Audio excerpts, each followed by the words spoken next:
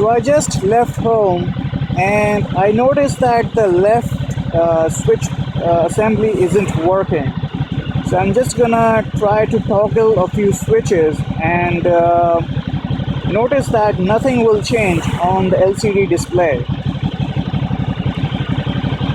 So I'm pressing the left button and the round display isn't changing at all, which it should. I'm pressing it real hard right now. Now it changes. See, now it's not changing again. Changed once. There is a delay. Not changing again. Changed again. Not changing. Changed again.